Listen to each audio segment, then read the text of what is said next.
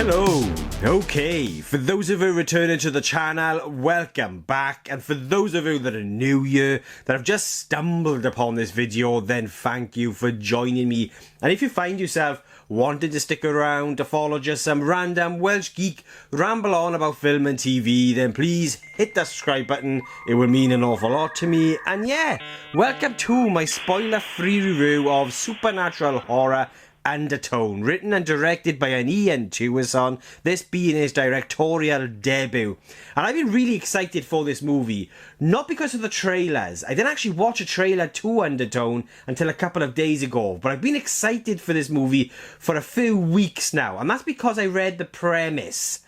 And sort of that kind of the idea of using sound as sort of the main tool to really bring to life the horror within this kind of very contained story. And that just got me really incredibly excited for this film. So the story follows Evie, a paranormal podcast host who moves back into her childhood home to care for her dying mother. While continuing her show, she and her co-host start receiving a series of strange audio recordings from a couple who claim they're experiencing something supernatural. As Evie listens more closely, the sounds become increasingly disturbing and personal. So, Undertone. Wow. I went on quite the ride with this movie for many different reasons, but what I will start off with saying is, for me personally, this was an incredibly immersive experience. I was engrossed from beginning to end, and a lot of that was achieved for me by how this story was brought to life visually. I adored the cinematography. I adored how they used lighting and shadows, and just how they would bring the horror to life within the frame. You know, there would be certain moments that if you weren't really paying attention to sort of certain details, you could miss it. And I just found, as a result of kind of how subtle they are with bringing sort of those certain moments of horror to life, is what kind of really made this experience at times incredibly creepy and unsettling. And I just found it to be incredibly clever in how they would bring sort of those moments of creepiness to life through how the camera was used. I loved how the camera was used throughout this film. It kind of has this sort of static approach in sort of how the camera is set up, and as a result, just sort of, for me anyway, kind of really just immersed me into the setting with the character of Evie. I felt like I was there with her, witnessing sort of the horror unfold, and I was just, yeah, really compelled by how this experience was being brought to life visually. And Undertone is very much a slow burn, and you know, I love a slow burn within these type of movies. You know, if done right, it can be incredibly effective. And this is what I mean by going on quite a bit of a ride with this experience, because at first, for the first 45 minutes, I wasn't really sure if this was really working for me in a way that I really wanted it to. But I couldn't really put my finger on it, because I kind of liked sort of how the narrative was constructed. I liked how the story was playing out.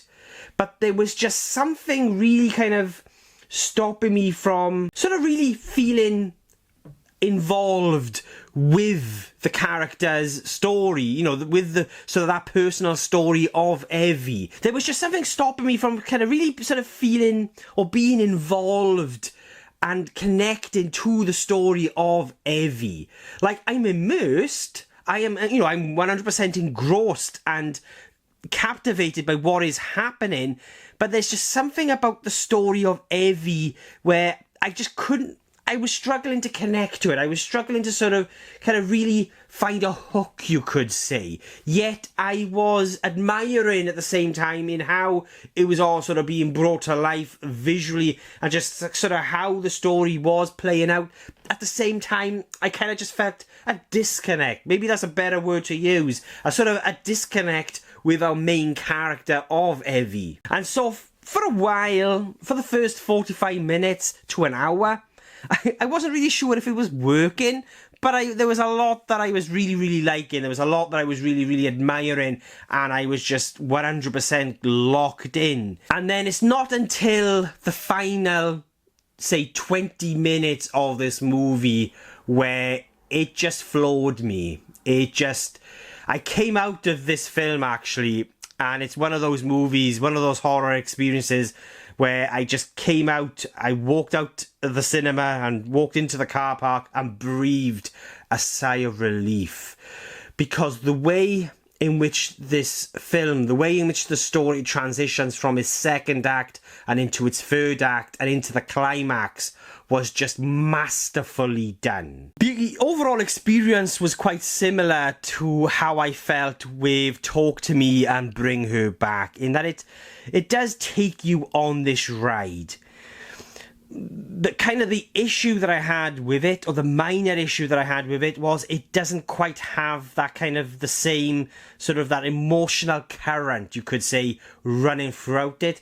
So like with Talk to Me and Bring Her Back, you really are sort of emotionally involved with the story and with the characters. I didn't quite get that for the first and second act, and it's not until we get the third act and sort of how the story kind of concludes, or how it sort of reaches its climax, did I kind of get really sort of swallowed up sort of within that kind of the emotional punch of what this character is going through, and sort of really feel what this character is going through emotionally, and for it to really affect me in a way where, I came out feeling like, fuck, wow, that was intense. I breathed a huge sigh of relief. And so in many ways, the movie really did what I felt like it was designed to, or what they were setting out to achieve here. But I couldn't help but at the same time feel, once sort of reflecting on the movie and thinking back on sort of the experience overall, just sort of how the first 45 minutes to an hour kind of just made me feel, and just how disconnected I was. And so it was a bit of a weird one for me, a bit of a weird sort of, it was definitely a ride for me, and I really liked that aspect. I really liked how sort of the story concluded, and just the way in which it kind of swallowed me up within the horror and what these characters were going through, or what the character of Evie was going through in that moment, as the story reaches its climax. I think, it does a wonderful job in just how it plays out, the way the camera is used, the lighting, the shadows.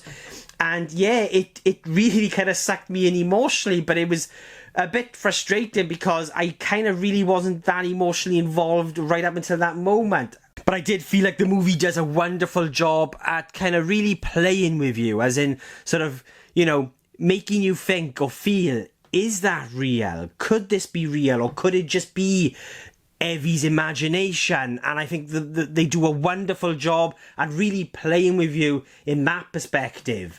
But for me, I just felt like there was something lacking when it came to how Evie's story is brought to life. At the same time, I couldn't help but be engrossed and immersed within this setting. But another aspect that I really admired about this experience is how it forces you to use your imagination. And I fucking loved that. And that's, it's using shadows and not being able to really fully see what is happening, and using sound design as you kind of the main tool to really bring the horror to life here is just incredibly effective. And it is a really kind of stripped back approach in many ways to telling this story, and that is something that I just really admired about this movie. I admire this approach to telling a horror story and forcing you, the viewer, to sort of use your imagination, but use your eyes and use your ears. And just the way in which it swallows you up within the horror, especially within that final 20 minutes, and just how they use sound. It's incredibly unsettling. It's very unnerving, and it is horrifying, and I fucking loved it. Yes, for me, it wasn't a completely flawless experience up until that point, and I think a lot of it lay within the writing, maybe. there was something about the writing that kind of lacked a depth. And especially when it came to the voice of Justin, who was played by an Adam DiMarco. I think that's how you pronounce the name. Apologies if it's incorrect. But there was something about his delivery when it came to the lines and just the writing in general that just wasn't quite working for me. And I think that's where I just kind of kept getting disconnected. I was always intrigued by the story of Evie, but there was just something there, you know, lacking. And I found myself wanting more, wanting to know a little bit more. At the same time, I found myself admiring sort of the approach of kind of really stripping it all back and allowing you to sort of really kind of make your own mind up and sort of just keep you guessing with what was going on. You know, is it all Evie's imagination, or is it is it actually real? And I really loved that aspect. And the sound design throughout this movie is just incredible, especially within the third act when the horror truly does come to life. Just the way in which they use sound throughout this movie, especially that third act, it's incredibly unsettling, it's incredibly disturbing, and just overall, I mean, they do a wonderful job at kind of really immersing you, or immersing me anyway, into this setting. And you could sense the grief and the regret and the anxiety that our character is going through. You could just feel it. You could feel the dread. And I felt like this was just achieved through how they immerse you into this story through the visuals and through the sound design.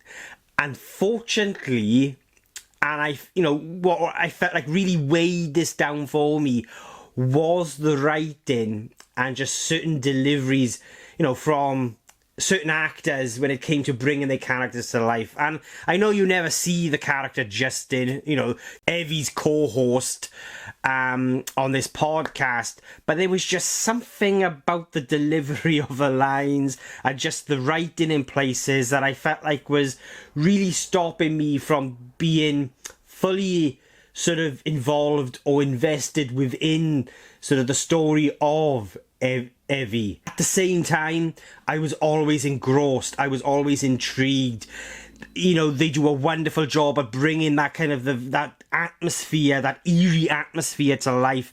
You could sense what our character is going through emotionally and mentally. Like it does get to a point where it feels quite suffocating, especially within the third act. So I didn't come out of this movie disappointed. I liked it because there was so much that I admired about it. And it definitely takes me on a ride. Even though it's not perfect, I felt like for me personally, it has its flaws, especially within that first 45 minutes. Even though I'm there, I'm engrossed, I'm immersed. I can feel the dread. I can feel sort of the anxiety and that the grief that our character is going through, sort of her emotions. There was still just something about the experience that stopped me from really fully being connected with our main character's story. But it's just how everything evolves into that third act and how it all comes to life within the final 10 minutes of this experience that kind of just, it had an impact on me. Like I said, I came out of the cinema and I just breathed a huge sigh of relief, and I was like, fuck. And in many ways, the more I think back on it, I feel like perhaps the movie was playing with me in more ways than I realised. And that's why, this is an experience that I cannot wait to see again, because it potentially could be one of those movies that will just improve on second viewing. I feel like that it might. Because the more I think on it, the movie plays with you. It definitely plays with you. And I like that aspect of it. And maybe there was just something missing. Maybe it was just the mindset that I was in, the mood that I was in within my first viewing of watching it is the reason to why it just didn't fully click overall as an experience. I don't know. But with all its faults that I had, this was still a very effective experience because it made me feel the way it did, within that third act and just coming away from it. It's a movie that stayed with me. and it definitely evoked the emotions that I felt like it was designed to.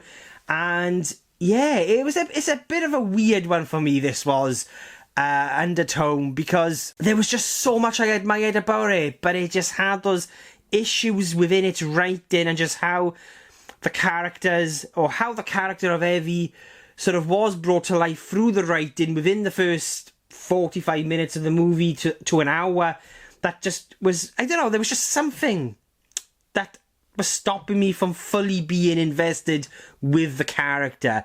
Yet it still did something to me emotionally. It was almost as if I was experiencing something deeper, and that it was trying to evoke something from me sort of deeper and personal. Does that make sense to anyone? I don't know. And it kind of just, there's a certain moment, and our character, don't worry, I'm going to be vague here, but our character is going up the stairway, and there's a realization in that moment, and it's giving me goosebumps talking about it, actually. And it's in this moment where the movie or the story really kind of evoked these emotions from me that took me by surprise, but also like made me realize that I was really sort of more deeply immersed into what the character herself was going through than I realized. I'm not sure if I'm making sense here, but it did. It just really hit me.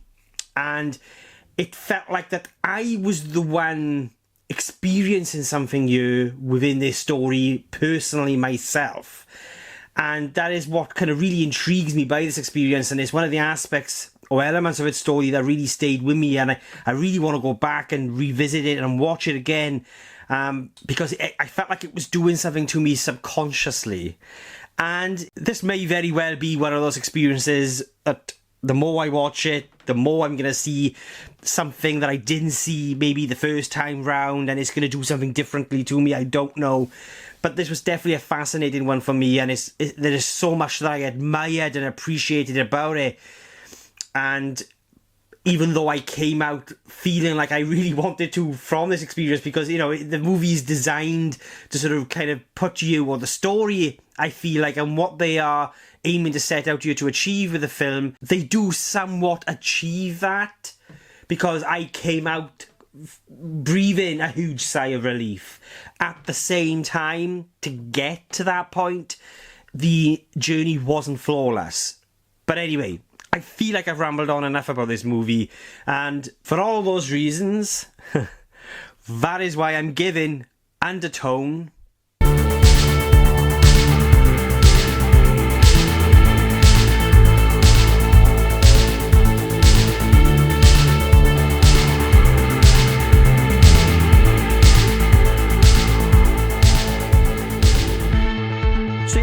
They are my thoughts on Undertone. But what do you guys think? Did you love it? Did you hate it? Did you agree or disagree with anything I've said? Then please let me know in the comments below, and let's get a discussion going. And if you've made it this far into the review or into the video, then thank you so much. I really do appreciate it. It takes a lot for anyone really to sort of sit there and listen to me ramble on for around 20 minutes talking about the same thing sometimes. But that's just the way in which I like to express my love for film. It's me. This is me being me. And so, yeah, and just another big thank you to everyone that is supporting the channel, to all the new subscribers, and, you know, to those that comment and like. It just means the world to me. I am very fast approaching 700 subscribers, and so just, yeah, a big thank you to everyone that is supporting the channel. One of my anticipated movies of the year is releasing this weekend, and that is Lee Cronin's The Mummy. I am really looking forward to it. I am really excited, and from what I have heard, little bits and pieces, it's getting me even more excited. There is just something about this movie, from what I have read with the production and just sort of the look of it from within the trailers, just it's giving me something that I've been wanting from a Mummy movie for years. I have got a trailer reaction video or trailer review video. If you want to check that out, I'll leave a link by you. So yeah, I'll be catching Lee Cronin's The Mummy over the weekend, and I'm really excited for it. So yeah, that's enough of rambling from me for now, guys. Thank you all for watching. I really do appreciate it. I'll be catching you guys soon.